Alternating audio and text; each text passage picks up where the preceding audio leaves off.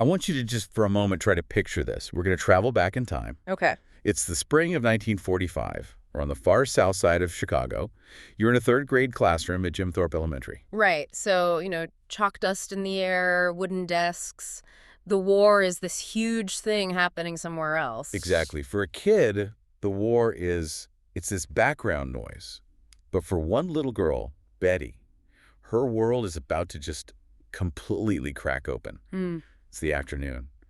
And she gets called out of class, an early dismissal. Which is always a weird feeling for a kid. Your stomach just drops. Totally. But then she sees who's there to pick her up. It's her Uncle Otto. And this is where a key detail comes in, one that really sets the scene. It really does. Uncle Otto has a car. Now, Betty's mother, Erna, she walked everywhere. So the fact that Uncle Otto is there, with his car running, just to take Betty home. That was the signal. Something was wrong. Betty gets in the back seat and she just knows. She describes this sinking feeling. It's that intuition kids have. They can read the energy. She gets home, walks in the door, and the scene she finds. It's something that stays with her for her entire life. Her mother, Erna, is on the living room floor, just weeping. It's the scene every family in America was dreading between 1941 and 1945. The knock on the door. An Army official had just been there, and he had news about Betty's older brother, Second Lieutenant Justice Butala. And we should be clear on the name, right? Yes, absolutely. The source is very specific. It's not pronounced how it looks. It's Butala, B-E-W-T-A-L-A. Justice Butala. He was only 24. And the news was that he was missing, presumed dead. For Betty, in that moment, time just stopped. But here's the thing, and this is where we're doing this deep dive today. Yeah. That moment in 1945, that wasn't the end. It was the start of a mystery that would take 80 years to unravel. 80 years. That's a whole lifetime. Today we're digging into this amazing essay. It's called A Homecoming for Betty, 80 Years in the Making. It's from the America Actually series by John Novick, Jr. And on the surface, look, you might think it's just another war story, a pilot, a crash. But it's so much more.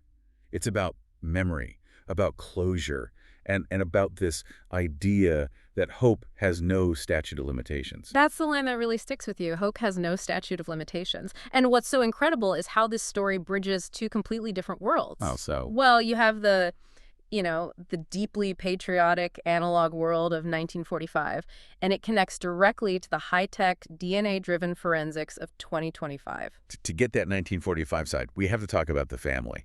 The Butalas, they just don't make families like this anymore. It's a real snapshot of a certain kind of American experience. The parents were Joseph and Erna, but Joseph died when Betty was just a baby, only 1 year old. So Erna is raising this huge family of kids all by herself through the Depression and then straight into World War II. A massive brood. And I mean massive, 8 kids. But the thing that really stopped me, and I had to read it twice, was their names. You have to hear this roll call. Oh, this is the best part. Okay, ready? The siblings were Liberty. Okay, wow. Justice, Gertrude Equality, Lee Truth. They are not messing around. Not at all. Eleanor, Ellen, Illinois, and Bob. And Bob. And Bob. Poor Bob. But just think about that. Liberty, justice, equality, truth. It sounds almost allegorical to us now, but you have to put it in context. For a first-generation family, this wasn't an ironic statement. It was a declaration. A declaration of what they believed in, Right. what they came here for. It does add this layer of, tragic poetry to it, though. You name your son Justice. And he goes to fight for that very idea, and he's the one who doesn't come home. It's unbelievable. Mm-hmm. And today, Betty is 88. She's the last one, the only survivor of that immediate family. But back then, Justice was a golden boy. Yeah, there's a photo. The essay describes that. It just gets you. It's Justice in his uniform holding his baby daughter, Faith. And Faith was not even 2 years old when he disappeared. He had a wife, too, Dorabelle Newberg. He had this whole life in Chicago waiting for him. A life he never got to live. So let's get into the specifics of what happened, the missing in action part. Okay, so we need to zoom into the Pacific theater of the war. Spring 1945. The war is in its final brutal stages. Justice is a second lieutenant in the Army Air Corps, and he's stationed in Guam. Flying on a B-29 Super Fortress. Right, which was the absolute pinnacle of aviation tech at the time. Justice was an observer on the crew. In April 45, they're on a mission over Japan, and their plane is hit. It gets shot down. And most of the crew, sadly, 6 of them, died in the crash. They did. But, almost miraculously, Justice and 4 others managed to bail out. They survived the jump. Which is incredible. But then you land in enemy territory. Exactly. They're captured almost immediately, and they're taken to the Tokyo military prison.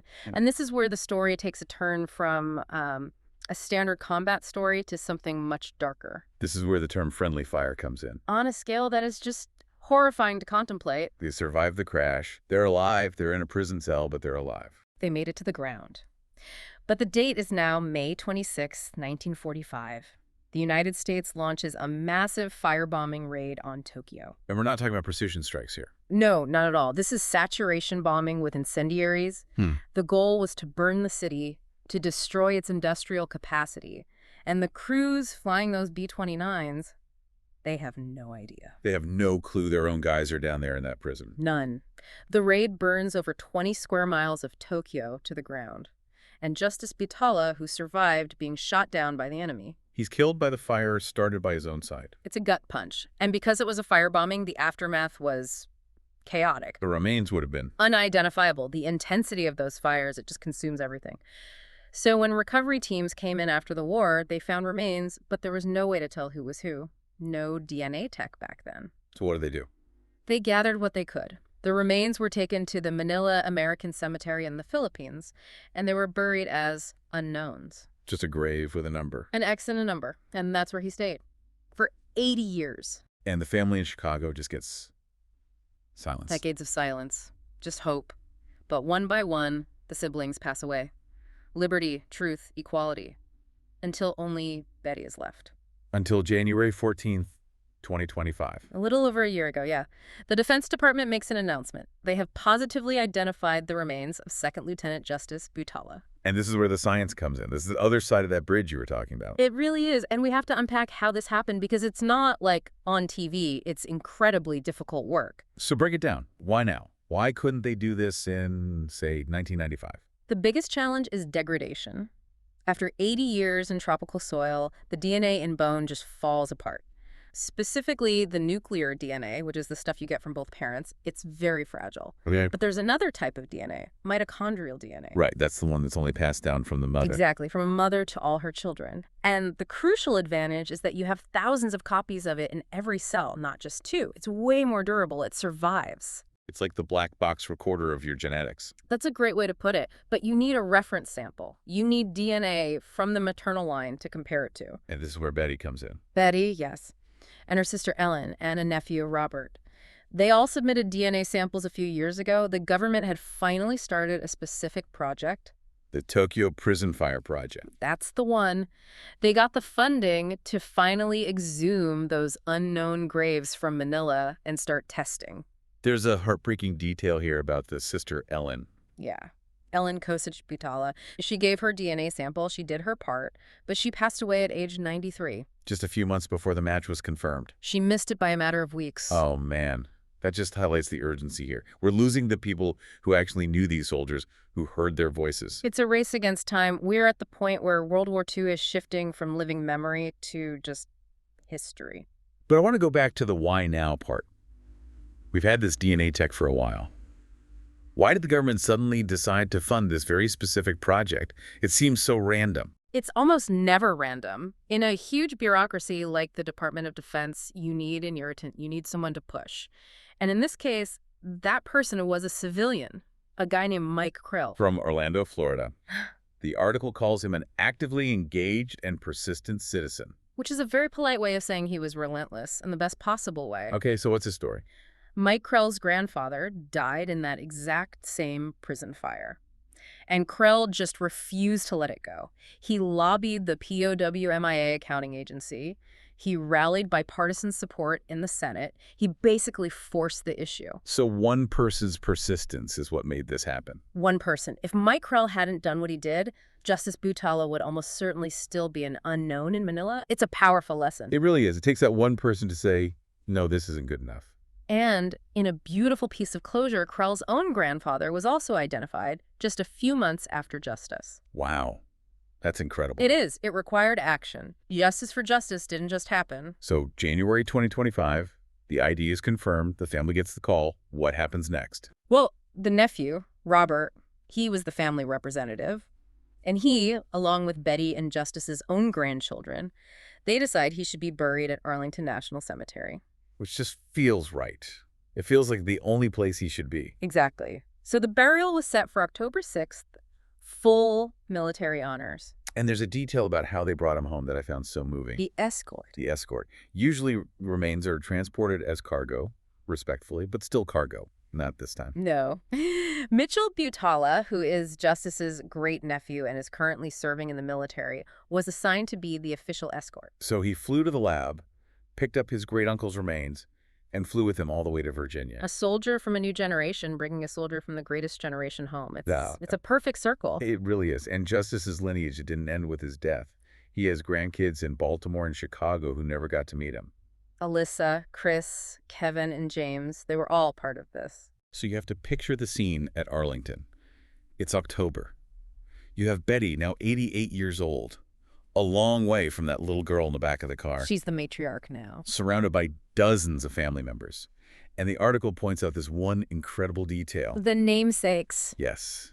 Among the family gathered, there are 2 young members who are also named Justice. The name survived, the legacy survived. For Betty to be there, to see that flag folded, it must be the resolution of a trauma that's been with her her entire life. From the little sister watching her mother weep on the floor to the elder bringing her brother home to rest. You know, the author, John Novick Jr., he reflects on the cost of all this, the DNA testing, the flights, the military honors.